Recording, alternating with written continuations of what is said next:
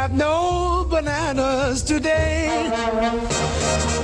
Oui, nous n'avons pas de bananes aujourd'hui, une très très très grande chanson américaine, etc. Juste pour parler, parce qu'on est vraiment dans un univers formidable, hein, et pas seulement chez nous en France, à la foire d'Art Basel Miami, eh bien, il y avait une œuvre d'art. Alors, c'est ce que c'était cette œuvre d'art? Une vraie banane, bien jaune, un fruit, scotché à la simèse grâce à un fort ruban adhésif gris-argent, lequel formait une fort belle oblique par rapport au fruit. Eh bien, c'est une œuvre de Maurizio Cattelan. Eh bien, elle valait, écoutez-moi bien, donc une banane, une vraie banane, avec un scotch. Ça vaut 120 000 $, et ça a été acheté 120 000 $. Il n'est pas beau le monde. Il n'est pas beau le monde. Oui, c'est une galerie d'Emmanuel Perrotin, effectivement, voilà. C'est formidable. Eh bien, écoutez, c'est très très bien. Je croyais que vous aimiez l'art contemporain. Quoi, oui, surtout les bananes, là, 5 exemplaires, j'adore ça.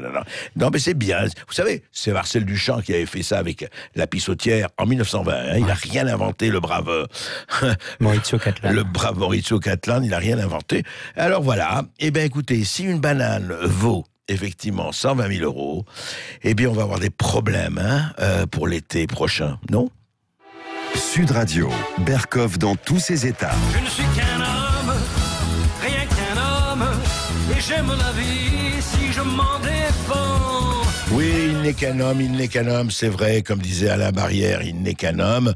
François Bayrou a été mis en examen le vendredi 6 décembre. Et oui, je disais Bayrou parce que je Bayrou de Beauvoir. Ça fait rire en même temps. Ce miroir. Oui, c'est magnifique. Parce que n'oubliez pas qu'il était président de l'association pour la pour la moralisation de la vie publique. C'est grand magnifique. Donneur de leçons devant l'Éternel. Mais comment alors, il ne va pas démissionner de la mairie, s'il est mis en examen, on le sait déjà. Mais voici ce qu'il disait le 2 avril 2017. Écoutez. Je suis engagé dans la vie publique pendant des années et décennies contre les affaires. Et il y en a un certain nombre qu'on pourrait citer ici. Contre les compromissions, il y en a un certain nombre qu'on pourrait citer ici. C'est le combat de ma vie. Et c'est le combat de ma vie. Pourquoi? Parce que nous avons le plus urgent besoin que les citoyens aient confiance dans les responsables publics. C'est parce qu'il n'y a plus de confiance qu'aujourd'hui la France souffre. Et donc j'atteste, je témoigne, j'affirme et je garantis que ceci va être la règle des années qui viennent si Emmanuel Macron était... Bravo, Yves, ça va être la règle des années qui viennent. Vive la morale. Vraiment, il s'est battu pendant 30 ans. Mais comment est-il mis en examen pour des emplois fictifs au modem? Mais enfin, je suis sûr que c'est une erreur judiciaire. Pour le moment, c'est présomption d'innocence. Complicité, et Bayrou, voilà. Oui, complicité. Complicité de détournement de fonds publics, c'est le motif de la mise en examen. Oui, ça fait beaucoup, ça. Mais écoutez, Bayrou, là, j'aime quand il atteste, quand il témoigne, quand il affirme et quand il garantit. Voilà, les donneurs de leçons, on aime ça. Parce qu'à un moment donné, le râteau se lève, le râteau tombe, et là ça fait un peu mal, mais ça guérit, on guérit de tout. François Bayrou. Il fallait pas marcher dessus. Vous nous appelez au 0826 300 300, les amis, on vous donne la parole, pareil, pour réagir à cette nouvelle affaire, justement en politique. On vous donne la parole à partir de 13h sur Sud Radio. Sud Radio, Berkoff dans tous ses états. Le face-à-face. Pour l'heure, place à l'invité Landré Berkoff. On accueille aujourd'hui Michel Maffezoli, sociologue, professeur émérite à l'Université Paris-Descartes et membre de l'Institut universitaire de France, qui nous présente son ouvrage Être postmoderne, publié aux éditions du Cerf.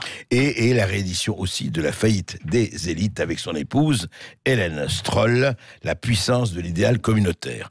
Alors, Michel Maffezoli, moi je suis toujours ravi de vous recevoir, parce que vous avez toujours des analyses absolument acérées et précises sur notre société, notre temps. Et puis, de temps en temps, vous nous donnez une citation grecque qui nous fait un plaisir absolument non déguisé. Et oui, n'oublions jamais la tradition.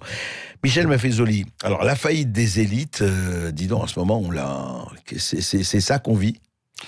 Oui, mais depuis déjà un certain temps. Ouais. Si je prends l'exemple que vous venez de rappeler sur M. Bayrou, c'est le prototype même de, je dirais, la théatrocratie qui domine dans nos pays. C'est Platon qui disait, quand la démocratie cesse, c'est la théatrocratie qui va gouverner. Et des gens que vous connaissez bien, comme Jean Baudrillard, ont pris cette idée-là en montrant que le simulacre allait se développer. Guy Ernest Debord, Société du spectacle. Un de ses livres, d'ailleurs, après la Société du spectacle, c'est le spectacle intégré. Voilà, moi, ce qui me paraît être en jeu actuellement, de diverses manières. Mais comment vous le qualifiez, ce spectacle intégré, qui est une phrase qui est une expression de Debord, effectivement.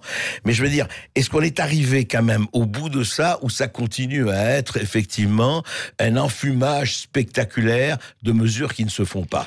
Tout simplement parce que ces élites, soyons clairs, l'intelligentsia, c'est les journalistes, c'est les experts, comme l'on dit, mot ridicule, et les politiques. On voit comment, dans les 2 ou 3 décennies qui viennent de s'écouler, il y a eu une méfiance fondamentale vis-à-vis de cette intelligentsia ou ces élites, etc. Tout simplement, puisque vous avez rappelé que parfois je parlais grec, je vais le dire en latin maintenant. Très bien. Et oui, il n'est pas Saint Thomas d'Aquin, omnis autoritas a populo. Toute l'autorité vient du peuple. Et on a oublié cela. Voilà. Et d'une certaine manière, ce qui est en train de se passer actuellement, et pour moi c'est cela la faillite, c'est du fait que ce qui est le fondement de toute vie sociale, dans le fond, encore une fois, la puissance populaire, elle est déniée, on se moque d'elle, etc. Et il y a une déconnexion, un désamour et un désaccord qui va se développer, à mon avis, encore. Oui, c'est vrai, parce que dans la Constitution et partout, c'est par le peuple, pour le peuple, au service du peuple. Et est-ce que les 3 pouvoirs, vous savez, les fameux 3 pouvoirs de Montesquieu, l'exécutif, le législatif et le judiciaire. On a l'impression qu'aujourd'hui, en plus, tout ça se mélange dans une même volonté. Oui. Il y a, disons-le en termes un peu savants, il y a une endogamie fondamentale. Ou alors, pour le dire plus trivialement, ça couche ensemble. Ça couche ensemble, oui. Et donc, d'une certaine manière, dès le moment où il y a cette endogamie, il y a un désaccord avec le peuple. Et d'ailleurs, ils ont peur du mot peuple. On va dire populisme, voyez, comme ça, en montrant que c'est quand même quelque chose qui n'est pas bien, avec une stigmatisation qui est là derrière, alors que moi je maintiens, il faut revenir, enfin, dans le fond, moi c'était mon idée fixe depuis les années 70. On n'a qu'une idée dans sa vie. Moi, la mienne, c'était de dire, il y a de la puissance du bas, et il y a un pouvoir du haut. Quand cette puissance et ce pouvoir arrive à s'entendre, ce qui a duré, encore une fois, un bon ou 2 siècles dans la modernité, il y a un type d'accord, tant bien que mal, il y a une représentation politique, à partir d'une représentation philosophique, etc. Il est d'autres moments, en quelque sorte, où le pouvoir s'est détaché de la puissance. C'est détaché de ce qui est en bas. L'institué ne se reconnaît plus dans l'instituant. Et nous vivons cela, et ça va, encore une fois, saigner pendant longtemps. Restez avec nous. Auditeur de Sud Radio et nous, Michel Maffezoli est avec nous et nous allons continuer à décrypter cette réalité-là.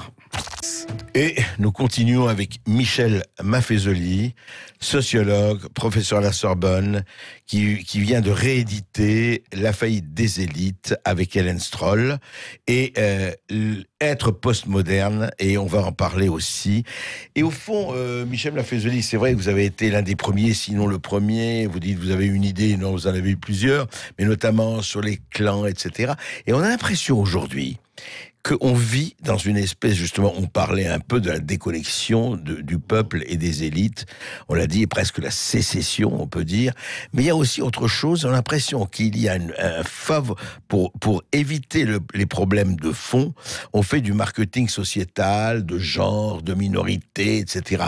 Et votre idée du clan, ou de la communauté, qui était une idée extrêmement active et dynamique, on a l'impression qu'on la détourne vers une espèce d'identité fermée, un enfermement, chacun dans sa catégorie, dans son genre, etc. Oui, quand j'avais proposé, c'est mon livre « Le temps des tribus », je disais, les tribus, c'est une métaphore. On peut dire clan, communauté, moi j'ai pas de fétichisme de mots là-dessus. Mais à la différence de la tribu classique, telle que les ethnologues nous en parlent, qui est identitaire, on est enfermé dans sa tribu. Moi je montrais que la tribu postmoderne fait qu'on pouvait virevolter d'une tribu à l'autre. Je pouvais être à un moment donné le professeur bon chic, bon genre, avec l'habit en conséquence, et puis le soir, dans les boîtes malfamées de telle ville, avec une autre vêture. C'est-à-dire on virevolte, ce n'est plus un individu qui est stable, hein, mais une personne qui est plurielle. Voilà Un nomade. Un nomade. Hein, ce nomadisme qui s'observe. Moi, je vois, parlant souvent pour des chefs d'entreprise, ce sont des bons managers, ces jeunes. Et puis après, ils vont s'éclater, comme on dit, en boîte ou autre, peu importe en la matière. Quelque chose qui fait que, d'une certaine manière, on n'est pas enfermé dans une identité. Et pour moi, c'est cela qui est en jeu. Et c'est difficile à comprendre, cela. Parce que notre mentalité moderne, hein, dialectique, thèse, antithèse, synthèse, pense qu'il y a une solution, une résolution. Moi, mon hypothèse, c'est que, il va y avoir une cohésion à partir de la diversité. Un peu, si je prends image, la voûte de la cathédrale gothique, c'est la tension des pierres les unes sur les autres qui fait sur la longue durée l'harmonie. J'appelle ça, moi, harmonie conflictuelle. C'est-à-dire, encore une fois, qu'il peut y avoir une cohésion très forte, quoi qu'il y ait des différences. Mais encore une fois, moi, je suis tout à fait opposé à cette pseudo-pensée sur le genre ou autre perspective. Oui, vous n'êtes pas pour la théorie du genre. Non, compagnie. pas un brin. Oui, j'imagine. Vous avez vu cette histoire des urinoirs. C'est très beau, ça. Mais vous savez, de tout temps, il y a eu, si je puis m'exprimer un peu brutalement, des femmes à barbe. Mais enfin, on les mettait dans les foires. Tandis que maintenant, les femmes à barbe envahissent le domaine public. Qu'est-ce que c'est qu'une femme à barbe? C'est une femme qui veut faire comme les hommes, avoir la barbe, si je puis dire. C'était dans la foire, maintenant, ça devient... Maintenant, ça devient c'est pas bien grave. C'est vous voyez, pour moi, comment dire cela? Il y a des grandes époques. Quand on regarde sur la longue durée les histoires humaines, une époque, ça dure 3-4 siècles. L'époque en grec, alors tiens, ça veut dire parenthèse. Parenthèse. L'époque, 3-4 siècles, c'est pas mal comme parenthèse. Oui, c'est ça, la modernité. Elle est en train de se fermer. Et puis, entre deux époques, il y a des périodes. Et dans ces périodes, si vous voulez, qui durent quelques décennies, eh bien, ça grouille, parce qu'on est en train de quitter l'échelle de valeurs modernes. On ne sait pas encore très bien là où l'on va, on a des indices, index, on voit des choses qui montrent, mais en même temps, il y a du grouillement. Donc là, on est dans une période... Pour moi, on est dans une période de décadence. Vous savez, c'est Gramsci qui disait, quand le vieux n'est pas encore mort et que le jeune n'est pas encore né, on est dans cette période un peu de... Moi, j'ai lu Gramsci à son époque, et je trouve que c'était un penseur intéressant. Et en effet, je crois qu'on est dans ce moment... Deux périodes, si vous voulez, où on est en train de quitter quelque chose, ce que les astrophysiciens nous disent. On voit pendant longtemps la lumière d'une étoile morte. Le foyer s'en est éteint, ça continuera. Et les élites, alors, pour revenir à ce petit livre, les élites restent sur le schéma moderne, gauche et droite confondues. De ce point de vue. Quand vous dites schéma moderne, ça veut dire quoi? Ça veut dire individualisme, rationalisme, progressisme. Voilà le tripode, si vous voulez, sur lequel s'est élaboré, Michel Foucault l'a bien montré, les diverses institutions qui ont caractérisé la société, l'individu 1, l'État-nation 1, un discours 1, etc. Bien.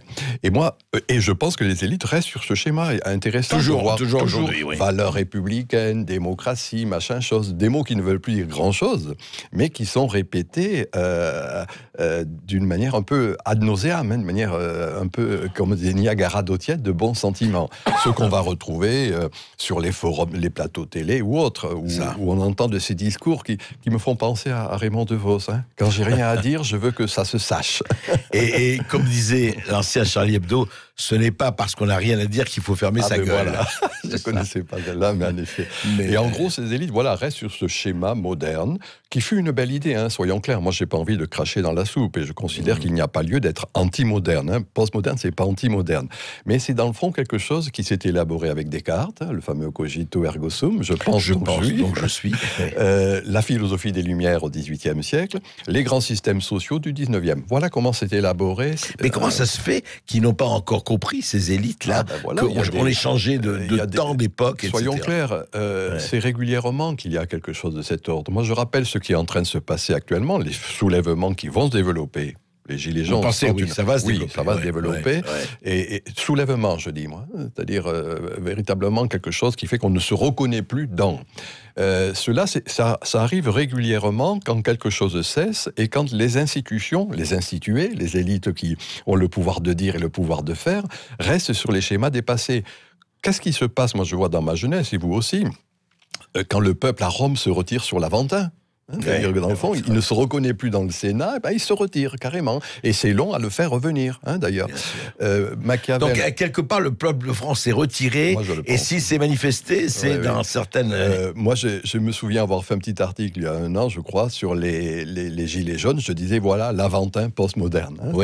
Les ronds-points ou autres, peu importe. Vous avez même appelé la société muette, dont c'était...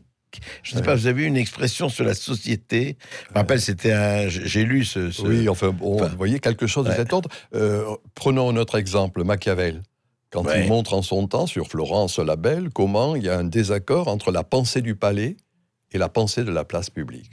Pour moi, c'est un peu cela qui est en jeu seulement. Vous voyez, je dis bien, quand cesse une époque, eh bien, il y a ce grouillement culturel, cette animation multiforme, si vous voulez, qui est en jeu. Au début de la tradition culturelle qui est la nôtre. La tradition gréco-latine, qui pour moi est très importante, il ne faut pas l'oublier. Bien sûr. La ville de Thèbes, elle est bien gérée, Cadbos il s'appelle, et elle a racheté le fait de ne plus mourir de faim par celle de mourir d'ennui. Bien. C'est le technocrate du moment, quelque chose qui est totalement bien géré. Et à ce moment-là, les femmes, d'ailleurs, conduites par Agavée, qui est une première dame se soulevant, va chercher Dionysos, qui est de l'autre côté, qui est un peu un métèque. C'est les fameuses bacchanales, les Dionysiens. Allez, allons, amusons-nous, faisons des grandes fêtes. Et en gros, le sang coule à minima, c'est-à-dire le roi du moment, Penthée, est tué, et puis la cité retrouve son âme. Voilà, moi, ce qui me paraît être en jeu actuellement. C'est-à-dire qu'il y a une technocratie avec un discours de technocrate, fondamentalement, et notre président n'y échappe pas. Au contraire, il en est une expression achevée. Et cela manifeste le fait que, il n'y a plus de connivence, il n'y a plus de respect vis-à-vis de ce qui est le fondement même de la vie en société. Donc ça risque de finir quand même assez violemment, tout ça, non? Moi, je pense que de toute façon, le sang va couler encore. C'est-à-dire que quand ces moments-là encore d'effervescence, si je le dis à la manière de Durkheim, mais quand il y a de l'effervescence, on ne contrôle pas l'effervescence. Et donc, on va voir les formes de violence qui vont se développer, qui sont d'une certaine manière, à mon avis, nécessaires. La violence, pour moi, c'était un de mes premiers livres, La violence est fondatrice. C'est vrai, ce que disaient un certain nombre de philosophes, l'éruption de la violence, à un moment donné. Non, ce qui est très intéressant, parce que effectivement, ces élites ont failli. En plus, elles le savent, mais elles ne savent pas comment pallier ce manque-là. Et puis, on va reparler de la modernité, parce que Michel Maffezoli, on va recevoir maintenant les auditeurs de Sud Radio. Michel Maffezoli reste avec nous. Et puis, vous savez, nous, ici, nous n'avons peut-être pas réponse à tout, mais nous avons question à tout. Ne l'oublions jamais. C'est pourquoi vous restez avec nous sur Sud Radio. Juste après les informations, on revient en compagnie d'André Berkoff dans tous ses états, ainsi que son invité, Michel Maffezoli, auteur de ce livre « Être postmoderne », c'est publié aux éditions du CERF. Il y a aussi La faillite des élites, publié aux éditions André Berkoff. Du CERF également. Du CERF aussi. Restons-y, chers amis. Qu'en pensez-vous? Est-ce que vous pensez qu'on a changé d'époque, qu'on est en train de le faire, ou que nos élites ont failli? Vous venez nous le dire. Tiens, 0826 300 300, juste après les informations. Et puis on reviendra également sur tous les sujets qui ont pu être abordés auparavant dans l'émission. À tout de suite sur Sud Radio. La postmodernité, la faillite des élites. Eh bien, j'attends. Avec Michel Maffezoli, les auditeurs de Sud Radio. Et je rappelle les 2 ouvrages, au moins 2, de Michel Maffezoli.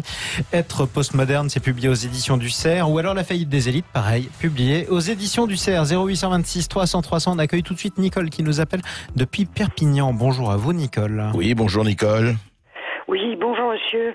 Je pense que j'ai affaire à monsieur Maffezoli. Maffezoli, oui. Maffezoli. Voilà. Oui, donc vous avez écrit des choses que je n'ai pas lues, excusez-moi, mais je vais les lire. Sur la postmodernité, vous avez parlé de notre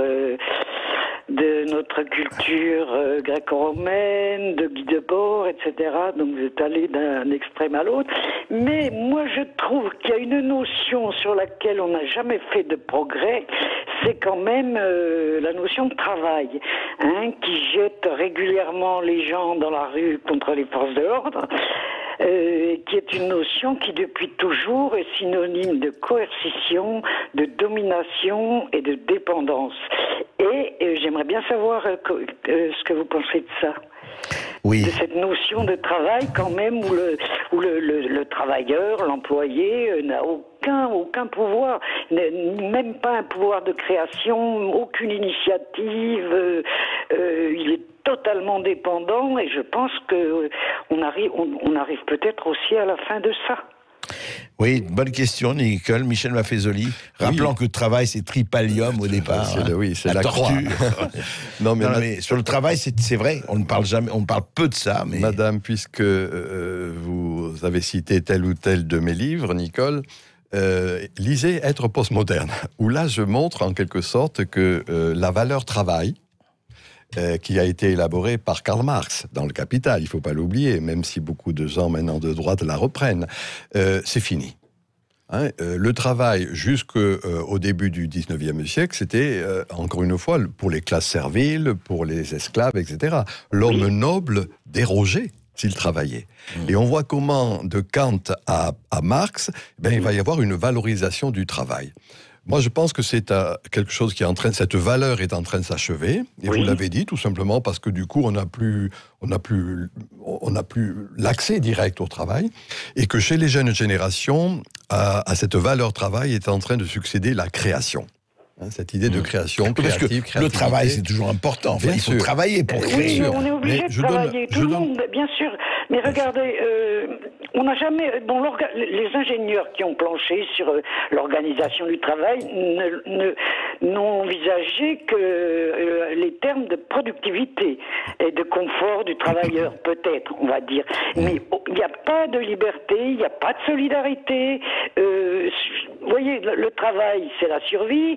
Le travail, c'est l'argent. L'argent, c'est la survie. Donc, le travail, c'est l'argent. Et l'argent, c'est quand même la spéculation. Donc, vous voyez, on est un peu dans une espèce de cercle vicieux. Michel Maffezoli va vous répondre. Voilà. Répondre, disons, je vais participer à la question que vous vous posez. Hein, c'est ça que dit Aristote. Il y a une évolution de fond qui est en train de se passer actuellement. Hein, je prends un exemple, je ne sais pas si j'ai le droit, mais par exemple, lorsque Google va imposer à tous ses employés le fait de passer entre 15 et 20% du temps de travail à faire autre chose que le travail, c'est-à-dire lire de la poésie, des romans, machin chose, etc. Étant entendu que, du coup, l'accent est mis sur la créativité et Google va réescompter cela, va l'utiliser, bien évidemment, pour sa présentation, etc. Mais voilà, ce que je veux dire, c'est que moi, parlant très souvent à des chefs d'entreprise, je me rends compte qu'ils ne peuvent plus fonctionner sur ce qu'ils avaient appris dans les business schools, mais que pour manager ces jeunes générations, ils sont obligés d'intégrer du ludique, du festif, de l'onérique, etc. Et voilà pour moi ce qui est dans la période que nous vivons actuellement. Hein, la mutation de fond, les institutions, madame, c'est exactement ce que vous venez de dire, il y a une dépossession en quelque sorte, mais moi ce qui m'intéresse, c'est-à-dire la base, la puissance, etc., là il y a une vraie évolution, non plus le travail, mais la création. En tout cas, nous sommes quelques salariés de l'équipe d'André Berkoff à demander aussi des espaces et du temps ludique aussi sur notre temps de travail. Merci Nicole de nous avoir appelé au 0826 300 300 depuis Perpignan. Tout de suite, on trouve Sabine qui nous appelle de Menton. Bonjour à vous Sabine. Oui, bonjour Sabine. Bonjour André, bonjour messieurs. Alors, je me pose une question. Je suis gilet jaune, bien entendu, depuis longtemps, je suis une mamie. Je crois que j'ai été gilet jaune quand je suis devenue maman à 21 ans, donc ça fait très très longtemps déjà. Voilà. Et effectivement, ce qui s'est passé l'année dernière m'a redonné le goût de la vie. Je me laissais glisser tout doucement vers la fin, mais ça m'a redonné le goût de la vie. Voilà une bonne chose. J'ai de l'espoir à nouveau pour mes enfants et mes petits-enfants. Et là, m'est venue une question et je me suis dit, mais personne n'en a parlé. Quand on place de l'argent à la banque, il rapporte. Il y a des intérêts. Oui. Tout cet argent qu'a le pouvoir, tout cet argent qu'a le la banque, président, oui. Voilà. Tout cet argent, tous les impôts, puisqu'ils disent manquer d'argent pour plein de choses, ils rapportent cet argent sur des comptes. Mais les intérêts des impôts des Français, qui sont censés appartenir aux Français, ces intérêts d'argent sur ces comptes, qu'est-ce qu'ils deviennent? Ce sont des sommes astronomiques. voulez dire les intérêts. Non, parce que normalement, les intérêts de l'argent privé, Sabine, il va à vous, c'est-à-dire, il va à chacun. C'est autre chose. Non, mais moi je parle de l'argent que l'on verse à l'État. Ah oui, vous parlez des impôts. Tous les impôts confondus. Oui, tous les impôts, tous les prélèvements obligatoires, CSG, TVA, etc. Ah bah, écoutez, vous posez la question effectivement, non pas du siècle, mais de la période. Ces milliards et milliards, dizaines de milliards et centaines de milliards, qu'est-ce qu'en fait l'État ? Puisque actuellement, effectivement, on se demande où sont les services publics et on sent que c'est une détérioration. Michel Maffezoli, effectivement, cette histoire de l'argent, où les Français, c'est vrai que vous savez que, juste je rappelle, c'est le champion du monde des prélèvements obligatoires, la France. Hein. Pratiquement 50% de prélèvements obligatoires. Et les gens se disent, oui, mais les services, le fameux service public à la française, c'est en train de se détériorer. Qu'est-ce qui se passe là-dessus ? Bon, sur l'argent, moi, j'ai pas grand-chose à dire, puisque je ne sais même pas gérer le mien, donc je ne pourrais absolument pas parler de la gestion collective. Ce que je peux dire, et je vais vous provoquer là un peu, et je maintiens quand même d'une manière un peu prophétique, je considère que l'argent ne va plus jouer le rôle important qui est le sien actuellement. En quel sens, oui, expliquez. Très précisément, un peu quand on écoute ces jeunes générations faire de sa vie une œuvre d'art. L'accent Internet aidant qui est mis sur les nouvelles formes de partage, de solidarité. Oui, mais il faut vivre, il faut manger. Il faut vivre, oui, c'est vrai qu'il faut vivre, mais attention, ça veut dire que ce n'est plus l'idéal absolu. Alors maintenant, il faut vivre. Restons là-dessus, c'est évident, mais ce n'est pas là, c'est pas dans ce « il faut vivre » que je vais en quelque sorte mettre toute mon énergie. Et c'est intéressant de voir comment, à côté de la valeur travail en décadence à mon avis, eh bien, il y a une vitalité, je dis bien, prenons ces deux mots que je viens de dire, partage, échange, et grâce au développement technologique en la matière Internet. Voilà en quel sens, moi je pense, madame, que ce n'est plus le problème des impôts est secondaire. L'important, c'est de voir comment au niveau de la commune, au niveau de la collectivité, est en train de se partager quelque chose. C'est des échanges nouveaux. Mais c'est vrai que, non, mais, et je comprends très bien, moi ce que j'aime bien chez Michel Maffezoli, il dit pas, moi je connais tout et j'ai réponse à tout. Mais quand même, le vrai problème, et ça renvoie quand même une préoccupation que vous avez eue. En fait, ce que dit et ce que pose Sabine, c'est le problème de l'État. Oui, cet État un peu léviathan. Oui, oui. Est-ce que c'est ça, quelque part ? L'État prend tout, comment il le redistribue et comment il fait ? Là-dessus, je pense que l'État a fait son temps actuellement. D'accord. Je reviendrai à la belle... Le travail a fait son temps, l'État a fait son temps. Mais il faut accepter qu'une échelle de valeur cesse à un moment donné. Mais pourquoi pas ? Moi, je dis la fin d'un monde n'est pas la fin du monde. Il y a quelque chose d'autre en gestation. Quand il y a une décadence, il y a une renaissance après. Là, en la matière, excusez-moi de vous dire cela, mais je pense qu'il y a une sensibilité anarchiste qui va se développer. L'anarchie, disait Élisée Reclus, c'est l'ordre sans l'État.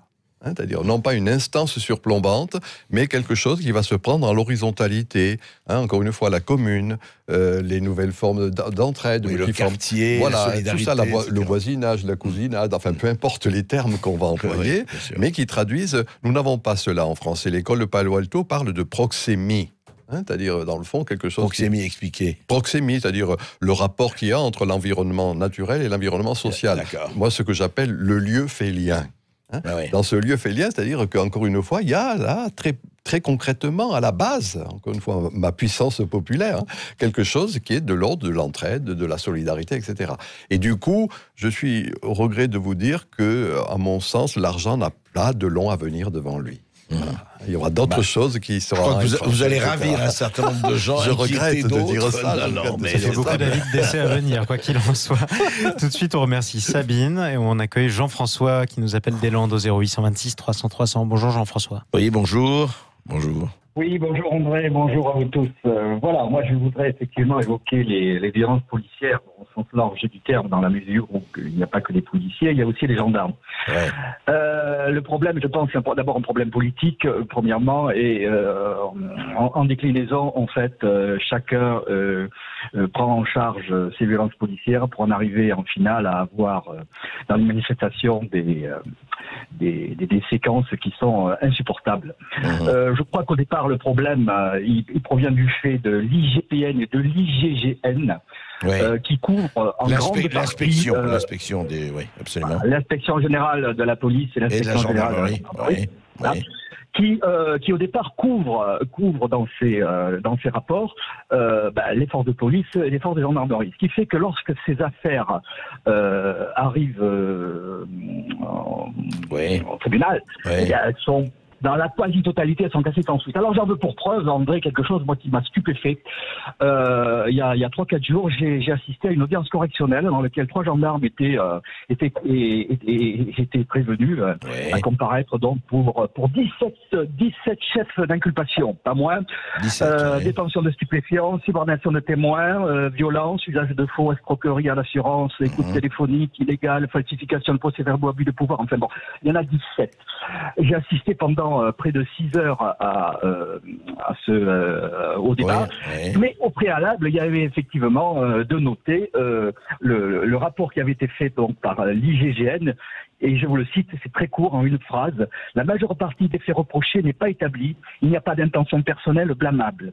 Alors quand on met à nu des gens en garde à vue, les manottes dans le dos, et qu'on le massacre à coups de poing, quand le commandant de gendarmerie fait une escroquerie à l'assurance, quand curieusement il se trouve qu'un gamin de 12 ans est mis en garde à vue et humilié nu, je vous en passe, j'ai été vraiment scandalisé. Alors, le problème, c'est avant tout ces instances qui devraient être là pour réguler au sein de la police et de la gendarmerie et qui ne font pas leur travail. Et qui ne font pas leur travail. Et ça concourt à quoi, André? Ça conclut à quoi? Ça conclut à ce que, effectivement, sur le terrain, eh bien, les gendarmes et les policiers, surtout les policiers, mais les gendarmes aussi, sont confrontés à une situation dans laquelle ils sont. Jean-François, écoutez, votre témoignage, il est important. On en a eu d'autres. On va reparler de tout ça de toute façon. Et quelque chose d'important, c'est de se dire, est-ce que c'est l'IGPN et l'IGGN qui doivent effectivement juger? Est-ce que ce sont les collègues qui doivent juger des collègues? C'est un vrai problème. En tout cas, merci de votre témoignage. On reviendra là-dessus très vite. Et merci à vous tous de nous avoir appelés au 0826 300 300. Merci à notre invité Michel Maffezoli, sociologue et auteur de ses livres La faillite des élites ou encore Être postmoderne.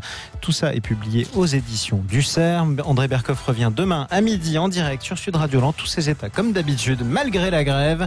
Et quant à nous, dans quelques instants, on poursuit la journée sur Sud Radio à l'écoute de Jacques Pessis pour les clés d'une vie qui reçoit aujourd'hui Francis Lalanne. Belle journée sur Sud.